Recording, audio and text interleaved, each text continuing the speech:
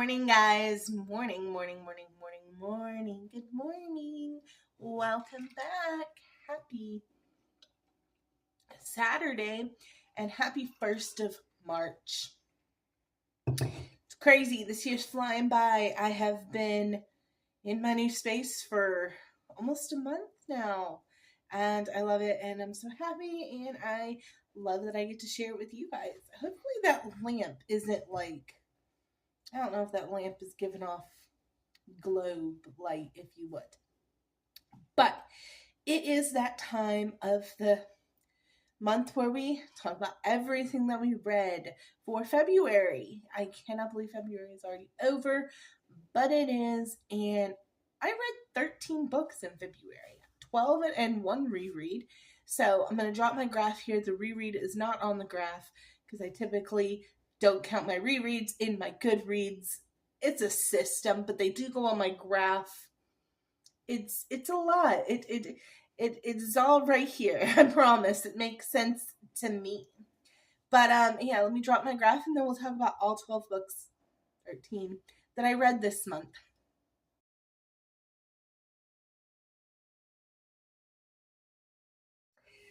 So I read a lot of new releases this month, and I typically don't read that many day they come out books, but I did this month. We started off though with Fire Song by Bryce O'Connor. If you remember, the last book that I read in January was Iron Prince. That's the first book in the series, and Fire Song is the second book. I gave it 5 stars. I've really enjoyed this series. There are some chapters from the third book apparently on Patreon, and I do want to check that out because I like supporting authors, so subscribing to the Patreon is something that I do want to do so that I can read early chapters for book number 3, which I'm very excited about. And yeah, it's typically not my genre, which is fantasy with absolutely no romance in it, and it's kind of dystopian, but I really enjoyed it. One of my friends recommended the series, and I'm so glad that she did. It was really good. Both books got 5 star. I gave Iron Prince 5 star plus, and then Fire Song got 5 stars. Sorry, I am trying to be able to see my little spreadsheet here. So next up was a novella by Abby Jimenez, because I read absolutely everything that Abby Jimenez writes, and I read The Fall Risk. And it was this really cute little short story about these 2 neighbors who kind of fall in love. The stairs fall off their upstairs apartments for the weekend, and they have to spend time together where they can't leave, and it was just a really cute story. Also had a few triggers like stalking and SA, so definitely read your trigger warnings on it, but I enjoyed it. It was a fun little novella, and I gave it 4 stars. Had it been a full-length novel, I loved the idea of this story. I would have probably easily given it 5 plus. But because it was a novella, so it felt a little rushed, because just you can only do so much in 100, 200 pages. I gave it 4 stars, but still, Abby Jimenez quality. Loved it. Up next was my favorite book of the month, probably. Possibly one of my favorite books of the year. I did a whole video on it, and that is Deep End by Ali Hazelwood. Absolutely loved Deep End. Ate it up. Could not get enough of it. Lucas Bloomfist, The Person You Are. Oh my god, it is going up there on favorites for the year. I know it is. Next up, though, we read Tessa Bailey's Dream Girl Drama, and I have really enjoyed this series by her in this sports romance.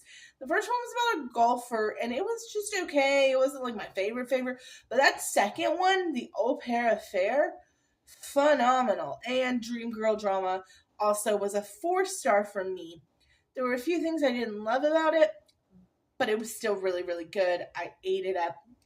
It was wonderful, and I really love Tessa Bailey's writing. I'm either hit or miss with it, though.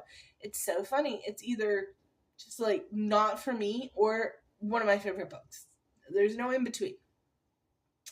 After Dream Girl Drama, I read a DNF, which was 1 star for me, Chase Levitt Wants Me by Helena Hunting. Now, I try not to DNF books. I really do. But this one just had every trope under the sun. When they got to the hotel with the one bed, it just was cheesy done. I just couldn't do it anymore. I'm not saying if you don't love those kind of tropey, fluffy romances with, the tiny petite girl and the big guy, like, if it's not, or if it is for you, then you might enjoy this one. It was just too, what's the word I'm looking for? Predictable for me. I didn't want to continue. Not when I have a gazillion books on my TBR. I just didn't have an interest in continuing it. Skyward by Brandon Sanderson got 3 stars from me. There were some things I had issue with. I have a whole video on that, but I did overall enjoy it. So still got a solid 3 stars. First Time Caller by B.K. Borison was another one that was up there on the new release list. I got it the second that it came out and read it. Actually did this one on audiobook because it is about a radio DJ. I gave it 3 stars. I really enjoyed it. I definitely think I preferred it on Audible. It just didn't stand out to me. There was nothing that I was like, oh my god, this is fantastic or anything like that. So it was 3 stars, probably a 3.5. Goodreads doesn't let me do 0.5s. So it was probably a 3.5, but nothing that really stood out as incredible. After First Time Caller, I read Her Soul to Take by Harley LaRue. This is not my normal genre at all, but it had a beautiful sprayed edge cover. It was on clearance at my Second and Charles, and I thought, I am always willing to give something a chance. And it was a solid 2.5 for me. And honestly, for a demon MC dark romance, I didn't despise it, and I thought I might. But everything was consensual. The girl half the time made the first move. I enjoyed this book. It didn't set off any of my red flags that typically dark romance can, which is those overly aggressive males where consent becomes an issue. I enjoyed this one, Her Soul to Take, a lot. So it got 2.5 for me. For a dark romance, that's not bad. Cinder by Marissa Meyer, you guys might be shocked I've never read before, and I hadn't.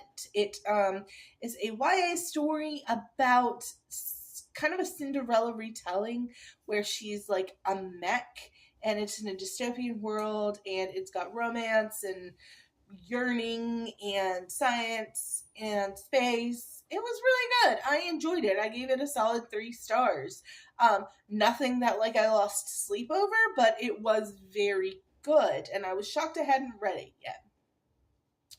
Next, we have the other new release that I read, which was Scythe and Sparrow by Bryn Weaver. This one was heavily anticipated by a lot of people.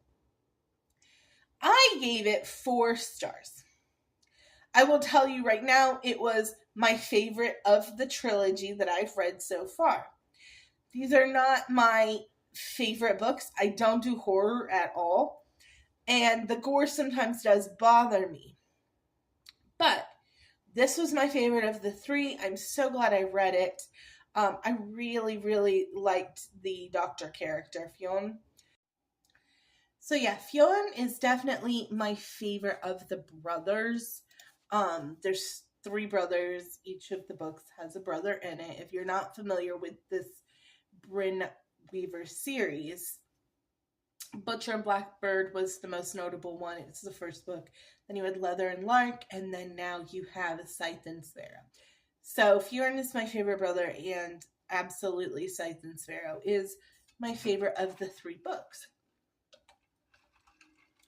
It got 4 stars from me. That's pretty high for a dark romance for me. Then I read The Striker by Anna Huang. I gave it 3 stars. It was okay, guys. I would probably lean more towards a 2.5 star. Compared to something I read at the end of this month, it was nowhere near as good as I had hoped it would be. Alas, it was okay. That is a soccer romance by Anna Huang. And it was okay. I gave it like a 2.5, 3-star rating. I finished it. It just didn't leave me needing more. Then after reading the Anna Huang book and just kind of being let down a little bit because I love sports romance, I decided on a reread. It was my one reread of the month, and it was Powerless by Elsie Silver. I love that Chestnut Springs series. I think it's phenomenal. Every single one of them is great. I typically do reread like one a month of those books because they're just that darn good. The next and last book that I read in February, though, almost knocked Deep End out of here. Ali Hazelwood has a threat for like favorite romance author. Why can't I talk?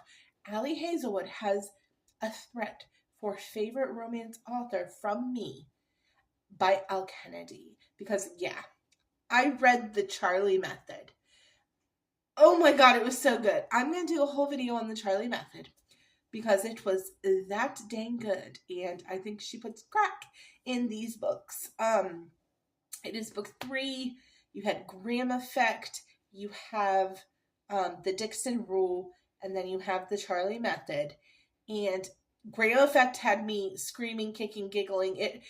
The Graham Effect introduced me to Elle Kennedy's writing, and then I went on a spiral and read all of the past series that have like intertwining characters that pop up in these books as dads. I went back and read that whole campus series, and now I'm on the Briar series that these 3 books are in. The Dixon Rule left me a little something to be desired. There was just something I didn't connect with that book for some reason. But let me tell you, The Charlie Method was phenomenal. I'm going to do a whole video. On The Charlie Method. But yeah, it really took the cake as one of my favorites. Deep End and Charlie Method set the vibes for February. They were both excellent. So yeah, I'm looking forward to a great March. I'm already reading an amazing book that I can't wait to talk to you guys about as my first book of March. And it's got a little bit of a switch of the flip of the switch in the characters, and I'm going to dive more into that when we talk about it. So yeah, look forward to talking to you about my first read of March. But that's everything.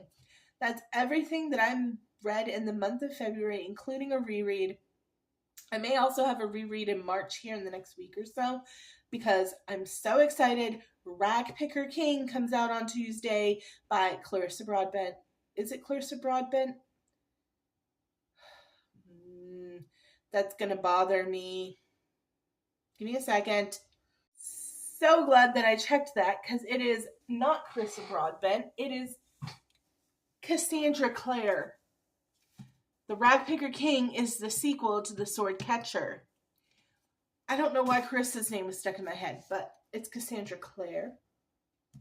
I'm so ready for Ragpicker King. In fact, I'm just going to set this on my desk right here because we're doing at least a overview of a reread before the 4th of that one, so we can be super ready for Ragpicker King on Tuesday the 4th, guys. And yeah, that's everything I read in February. That's what I'm currently reading in March. And thank you guys so much for joining me. Thanks for having me here and just liking, subscribing, commenting, all of that fun stuff. And I will see you guys in the next video. Bye.